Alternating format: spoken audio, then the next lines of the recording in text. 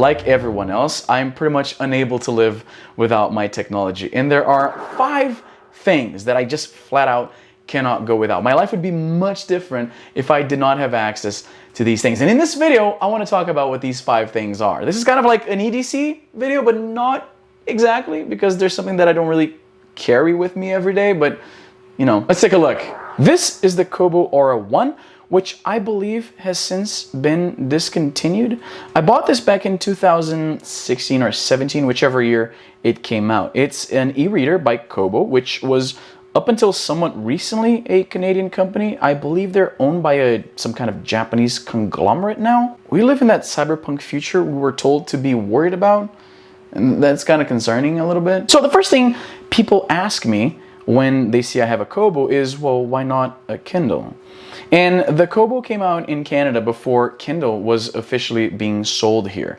So I bought the very first one and I fell in love with the concept of reading digital books. In fact, I haven't bought a physical book in years. I cannot even recall which one was the last one that I bought. The Kobo Aura 1, when it was being offered by Kobo, was kind of like their premium reading experience device. It is a little bit bigger than most e-readers. It's more like a small tablet than an actual reader. And one thing that makes it look a little nicer, it stands out from the crowd, is the fact that the screen is flush with the borders here. Like I said, it's more like a tablet than your average e-reader. Usually these bezels here, they're kind of raised from the screen, and they typically, I'm not sure if this is the tech they still use today, but it used to be that they had an IR sensor on the sides here, and that's how it can tell where you're touching on the screen. This model here is waterproof, which is nice if you want to read by the poolside, at the beach, or as is the case with me,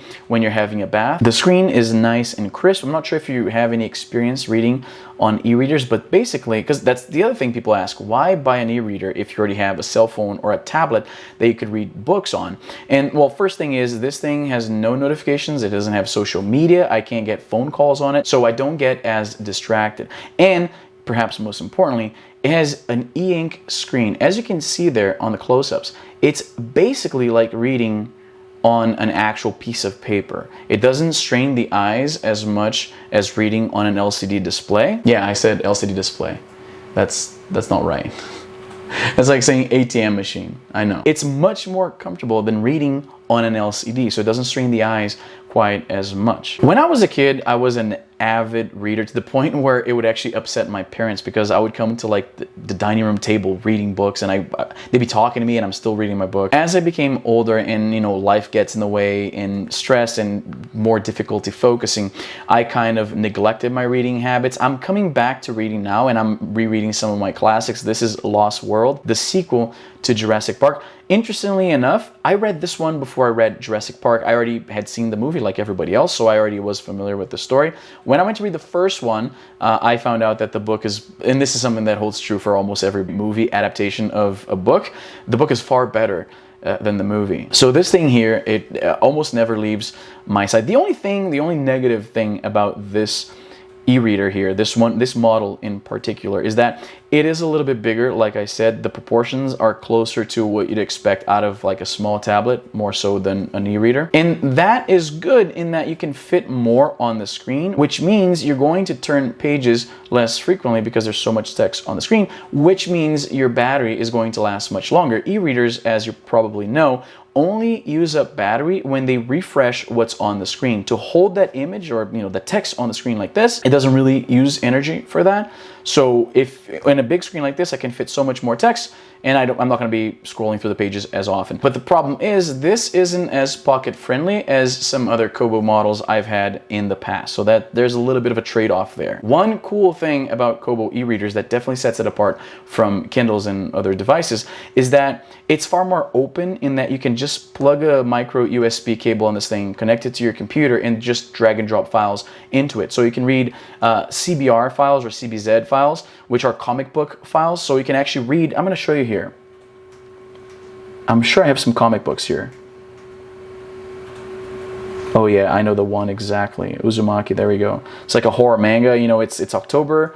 I'm definitely in the mood to read something like this. So check this out. Now, obviously, e-ink is black and white, but if you're into manga, which I personally am not, with the exception of like these horror manga by this guy Junji Ito, who's just like a master of his craft. And like, again, perfect season to reread this book. So you can read comic books on a Kindle as well. It's just not as simple as downloading the file on the internet and just dumping it right into your device. This is much more, I prefer this much more. So moving away from my e-reader, we have my trusty PSP Go. Now I absolutely, and I'm playing Castlevania again, obviously. This lately has been my go-to when it comes to portable emulation. I absolutely love the PSP Go. As you know, this was a redesign, in fact the third, I think at the time, redesign of, okay, I'm sucking here. Let's, okay, that was not the right move that I wanted to do, but okay, that works. This was a redesign of the original PSP that changed a lot of things and made a lot of improvements, but also took away a few things that probably are the reason, or at least partially the reason, why this thing didn't catch on. So the PSP Go has Bluetooth, which is cool because you can connect a pair of Bluetooth headphones or a DualShock controller. And in fact, there is a highly sought after, difficult to find dock that you can plug this thing to, connect a DualShock 3 controller to it, and actually play these portable games on the big screen, be it actual PSP games or PS1 games, which is the case right here, or your emulators and what have you. In fact, I have an entire video showing how to do that, and you can click, I think I'm pointing at the right direction right there, and you can watch that video. It turned out better than I expected. It's a great video. It shows that this thing right here was basically the original Nintendo Switch, in that it was kind of a hybrid system. Obviously, the implementation isn't as seamless as, you know, Nintendo would do with the Nintendo Switch, and I go over that in detail in that video that you can go check out. But yeah, I absolutely love this thing. Now, the downside of the PSP Go is probably the fact that it lacks a UMD drive. So when this thing came out in 2009, it was, you know, quite a bit more expensive than the regular PSP. If you're coming as a PSP owner with a big UMD library, you wouldn't be able to play it on this system. Now, Sony was going to come up with a way for you to redeem the games that you already had for digital copies to play on the PSP Go. That plan never materialized. They had something else that you could choose, some titles that they would offer to entice PSP owners, but it was a very limited selection. You couldn't transfer all the games you already own. It was whichever they were offering at the time. So for that reason and the price, I've heard a lot of complaints about the grip, because this is quite smaller than the original PSP. So some people have problems with it when it comes to long play sessions. Thankfully, my hands are not overly big, so I've never had problems with this. I get asked all the time, but Izzy, so many newer and better things have come out for your emulation needs. Why do you keep going back to the PSP Go? And there's 3 reasons why. One is that it's so small. This is easy to put in a pocket or your purse. You forget you even have it with you. This happened earlier today, in fact, and I like how portable it is. Some of my emulation devices, they're a little bulkier, a little bigger and heavier and harder to put in a pocket or a jacket pocket. So this makes sure that I always have it with me. The second reason is because I already have all of my games, and perhaps most importantly, all of my save states from years of using this thing for emulators. So when I receive a new product to review or whatever, I have to transfer all my ROMs and all my save states, and that takes some time. So for convenience sake, it's just easier to throw this in my bag. And the third reason might seem like something trivial, but actually it makes a lot of difference. The PSP Go goes into sleep mode when you close the lid. Well, rather, it has 2 different settings. It can continue displaying the content that you were, or it can go into sleep mode. So that means that when I have to interrupt my gameplay session, I can just close the lid, throw it in my pocket, and that way I don't have to worry about the battery dying when it's in my bag. This, like I said, might seem like a trivial reason, but a lot of these emulation devices, these newer ones, don't actually have a sleep mode setting. You have to turn the whole thing off. And what's worse, a lot of these new devices use OpenDingX, which means you can't just turn it off. You have to go into the settings to safely turn it off, otherwise the system might become corrupted. So that makes it a lot less convenient to have a quick gameplay session, pull it out of your pocket, turn it on, play, and then put it back in. For those reasons, the PSP Go is still my go-to for my portable emulation needs.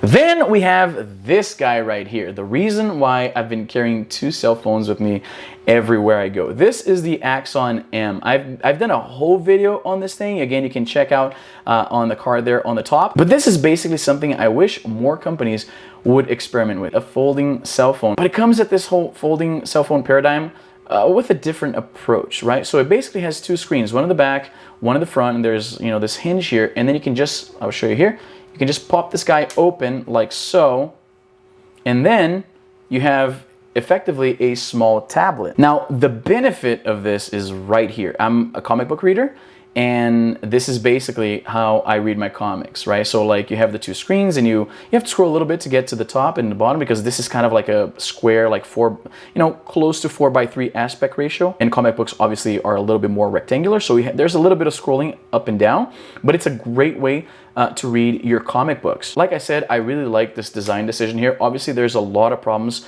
with this device. The cell phone is very underpowered. It's not what you'd use as your daily driver, even when it came out. There's big, forehead and chin here. I wish the screens were a little bit bigger, but this is a great design decision. I wish more companies would try something like this. I wish ZTE, the company that made this, would put out a sequel that improved some of the things. Next, we have this guy right here. This is a smartwatch brand that's not very well known in North America. It's a big hit in emerging markets like Asia and South America. I've owned many different devices by Amazfit, and this is my my current smartwatch. I have a few others by them, but this is the one I've been using now. It tracks my my calories, my steps, and I get my notifications on it. So if I'm doing some work and I just can't reach my phone at the moment. Now, the thing about getting your notifications on a smartwatch is at times it can be a little overwhelming if you have your phone buzzing in your pocket and then there's another buzz on your wrist. So sometimes I just set this thing to do not disturb. It really depends on where I prefer to be getting my notifications. Sometimes my phone is in do not disturb and I get them exclusively on the watch. Sometimes I turn both of them to do not disturb because I just don't want to be bothered. But you really come to get used to be able to, like, just glance at your wrist and see who's trying to reach you. One very useful thing that I didn't think I was going to use as much is being able to track my phone using the watch. Sometimes I don't know where my phone is. It's like under the bedsheet or whatever, it fell between the couch cushions. There's a little app on the watch that allows me to get a ping on the phone. So it's a very useful way to find my phone. And like I said, it's something that I've always known is possible with these devices, but I use it way more than I ever expected to. One very useful thing about these smartwatches and fitness trackers and the like is that step count at the bottom, that really incentivizes you to keep moving. Like sometimes I'm just under 10,000 steps. It makes me go out of the house and do a lap around the block just to make it to those 10,000 steps. And that's something I definitely would not do if it wasn't for this thing reminding me that I'm so close to reaching my fitness goal for that day. And finally, my electric scooter. I would love to tell you which model it is that I own, but the problem with these electric scooters, and this is something that happened back when the hoverboards were a thing. Remember the hoverboards that weren't really hoverboards? Usually the way these things work is there is some manufacturer in China that just puts these things out, and then smaller brands will buy them in bulk and then apply their own brand to them and their own marketing and then just sell them as their own, but they don't actually manufacture them. This is very common, like I said, in this space. I noticed that back when I was interested in buying a hoverboard, and I'm noticing it with electric scooters and electric bikes as well. So unfortunately, I can't tell you which model that I actually have. Like the store that sells it calls it one thing that I forget, and then when you go online and look for documentation, you see it being referred by a different name, and I suspect that that's what's going on. But regardless, they all kind of work the same way. This thing goes 30 kilometers an hour, which to the Americans, what's 30 kilometers an hour in miles? 18 miles an hour. That's as fast as it goes for my American friends who are watching. So it goes pretty fast. In fact, I actually took a pretty nasty spill off of this thing one time. I confused the accelerator for the brake, which is probably the dumbest mistake one could make. Hit the curb, went flying. You know when you die in an RPG and then you drop loot all over the place? That's what happened to me, because everything inside my pockets kind of went flying everywhere and there's people watching. It was great. Anyway, I love this thing. It's great to like short distance commutes, like if you're going to like get some coffee or something like that. But the benefit of those rental scooters is that once you get to where you're going, you can just hop off and go about your day. When you have your own electric scooter, you go to where you're going, and then now you have to lug an electric scooter. You have to deal with this thing like it's a luggage. So, and it can't be locked. Anybody can just press the on button and ride it, right? And you can't put a lock on it because the wheels are too small and there's no gaps. So you have to, wherever you're going, they better have a place where you can stow it away, or you're going to be carrying this thing, which is quite heavy. But if you live close to work or your girlfriend's house or something like that, it's a great thing to have. I love mine. I ride it every opportunity I have, and I live in Canada, and it's going to start snowing soon, so I won't be able to ride it pretty soon. So I'm not super happy about that. So those are my 5 tech toys that I basically use every day. I cannot go without. Let me know in the comments, which are yours? I'm very curious. I like watching these videos like Everyday Tech, EDC, or reading your comments because it gives me ideas of things that you guys are using that make your lives much easier, more convenient, more productive, that I hadn't considered picking up. So let me know in the comments. Doesn't have to be 5. Anyway, that's all the time I have for today. Make sure to like and subscribe. That helps the channel out a bunch. Hit the notification bell. You know you're supposed to do that. I shouldn't even tell you at this point. Follow me on social media, both Twitter and Instagram. I'm very active on both. And I'll catch you in the next one. I'm Izzy, and I'm done.